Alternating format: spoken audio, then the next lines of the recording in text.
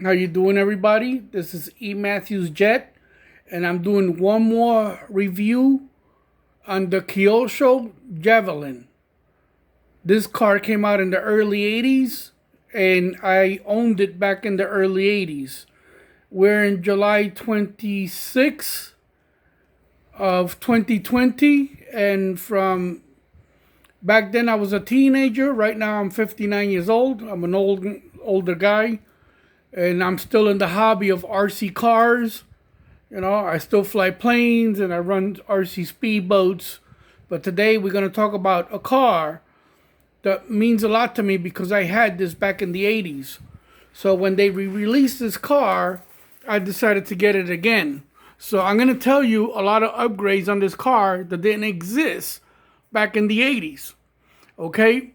In the 80s, anything that's black,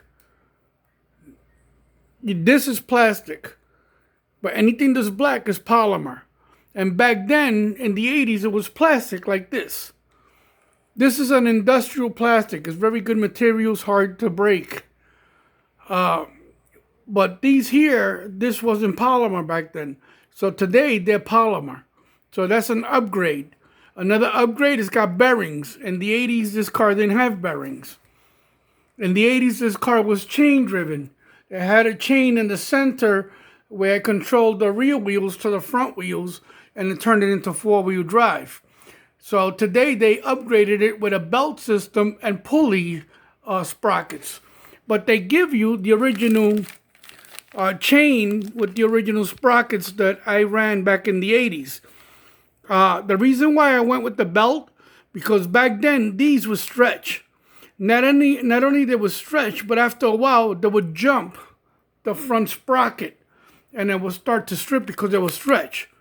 So to resolve that, you would have to take the car practically apart complete, pull out the chain, remove a link and relink it and re-put it back together to get the proper traction on the sprockets back then, because that's what I went through back then. So to eliminate that, because we're in 2020 and they upgraded the car, so I decided to go with the pulley system. Even though I got the pulley system, if in the future the belt breaks or strips or whatever, I can go back to the original chain with the sprockets. So it's all good. Okay, and back then in the 80s, these tires, they were real hard. Now they're real soft. And these rims, they were white. They weren't chrome like this. You received the car with white rims. And the shocks, they were color aluminum. They weren't powder coated this color. Okay, and in the 80s, this is the original bumper. But for 2020, they gave you an extra bumper. This bumper didn't exist back then. So you could make it like this, but I didn't want that. I wanted the car original. And I added the tactical 3-channel remote. It's not an expensive radio because I'm not racing this buggy. This buggy is as a collector's piece, a nostalgia car. Remembering back in the 80s when I had it.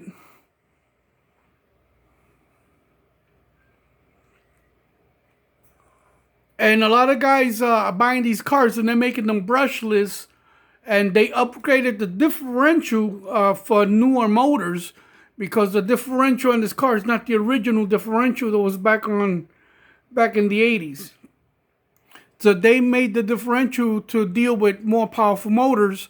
But I decided to keep it original, so I went with brush motors.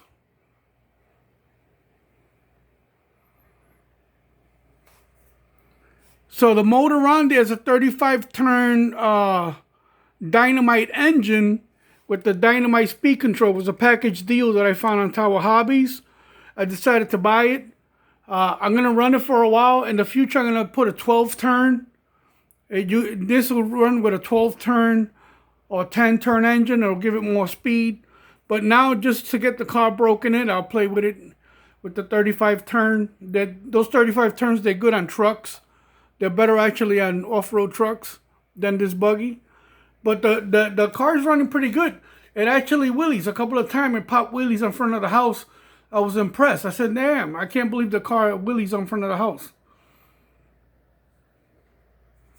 So all the black is all polymer upgraded.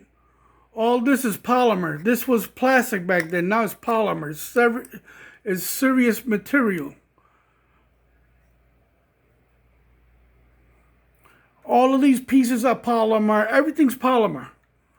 Everything except this. This is the original plastic that was used back in the 80s. Very nice. It's a very nice car.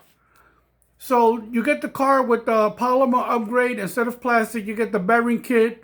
You get the upgraded differential. The upgraded belt with the belt pulleys. You know, they did a lot of upgrades on this car for what you're paying for. It's a $300 car. And this car should be worth more money because they're giving you a lot of car for $300. You know, but it's a $300 rolling chassis. So you gotta, when you get the car, you gotta buy your own speed control, remote, steering servo, and motor. That's what you need to make this car run complete.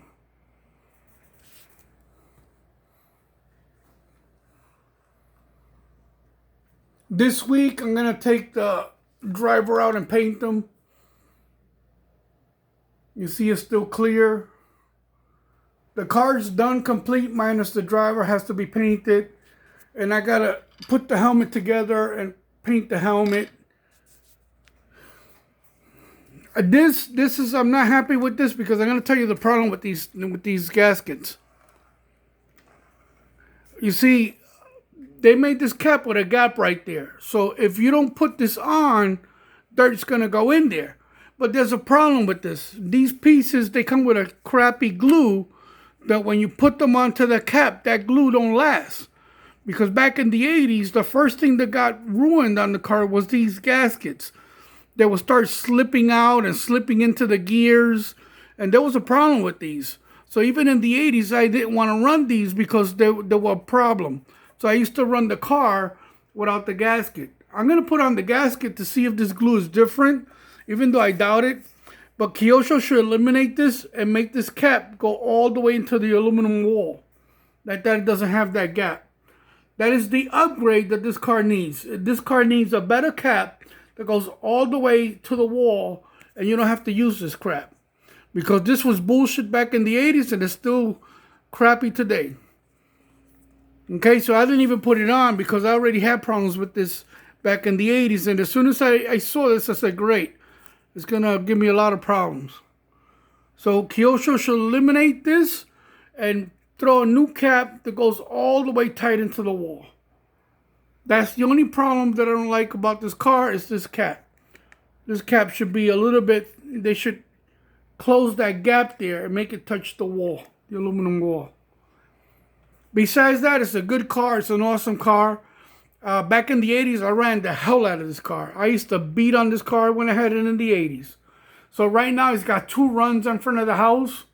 And I was going to take it out today because today I went on a motorcycle trip.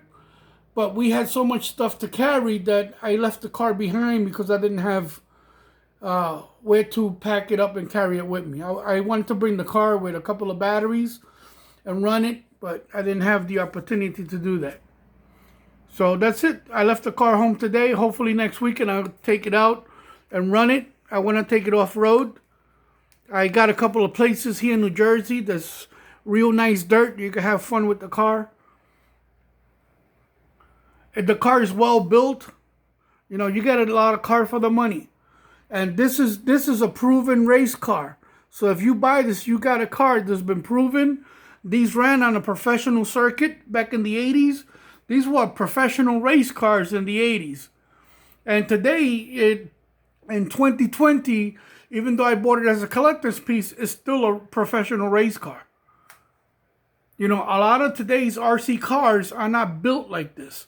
Today's cars are built bullshit. This is a tank of a car. You're getting a lot of car for the money. It's awesome. And these rims weren't chrome, they were white. Now they're chrome. Look at that, beautiful chrome rims. They're not glued because these came without the inserts, with the foam inserts. I gotta get a set of inserts, put them on, and then I'll glue the tire to the rim. So right now they're sitting there. I ran them like that. Just like that I ran them. And it ran pretty damn good too. So I'm keeping the car original. I could run LiPo batteries or, or lithium. I'm running nickel metal hydrate the way we did it back in the 80s. I'm keeping the engine brush motors original back in the 80s. I want to keep the car pretty much authentic. Pretty much everything minus the chain. These chains were a lot of problems back then because the car will run good for a while, but then after that, that chain will strip. And to get that chain out of this car, you pretty much got to break the whole car apart. Because I went through that. I had to rip the whole car down to pieces to get to the damn chain and fix it. So, that was a problem back in the 80s. These chains, I think they should have made a real chain system. These are wires bended. You need to look the way these wires are. These wires look like hooks. They're bended. They're not like a real chain. If they were going to do this chain drive, they should have gave you a real chain, not wire, bent and stitched together.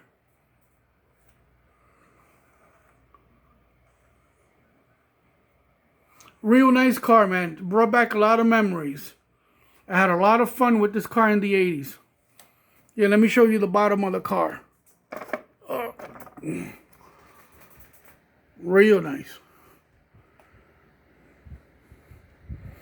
So I'm keeping the car traditional, original minus the upgraded belt. Actually, I'm glad it came with the belt because the chain was a lot of problems back then. The car run good with the chain for a while, but when that chain starts stretching, it's going to start jumping over the front pulley. And after a while, then it'll start jumping over the rear pulley. And it's going to eat up the sprockets until you got to replace the sprockets and the chain. But now with the belt and the belt pulleys, this car's going to run great. You're not going to have that problem. I have the Super Nitro, they call it the RIS, Super Nitro by HPI. That's got the belts, and those belts don't stretch. I've been running the crap out of that car since the early 90s, and it's still running today.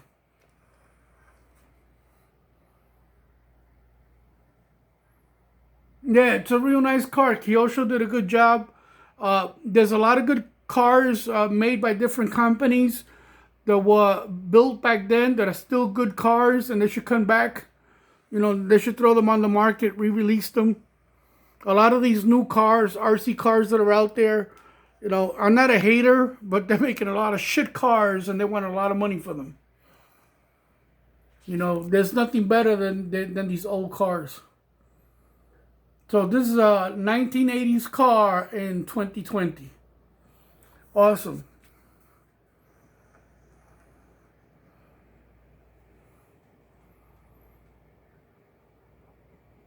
That's it. This is E. Matthews Jet. I hope you enjoyed this video. Give me comments, and if I don't send comments back, I apologize because I'm always busy, so I never get to reply back to the people that give me good thumbs up and good comments. But I appreciate it. I appreciate the comments. It tells me that they're watching the videos. And I love people, that are in the hobby, man. There's a lot of people out there that are awesome and they're into this hobby, and I wish someday to meet them all. But I worked so many hours, by the time I come home, I don't even got time for myself. It's hard. I got to deal with family, my daughter, and all the headaches of the house. So it's not easy to getting back to anybody. So it's nothing personal if I don't get back to you, but you leave your comments, and I appreciate it. I listen to what you say, and it's all good, man. I'm not a hater. I love everybody. Peace and love for everybody. This world is getting crazy, and things need to change. Things were normal for a while, and for a long time, actually. And pretty much with the corona and all this other nonsense going on, it's kind of crazy. I wish all of this went away and things went back to normal. We'll go have fun, run cars, go into restaurants. Things got to go back to where it was. This is E. Matthews Jet. I'm signing out. My Kyosho. That's it.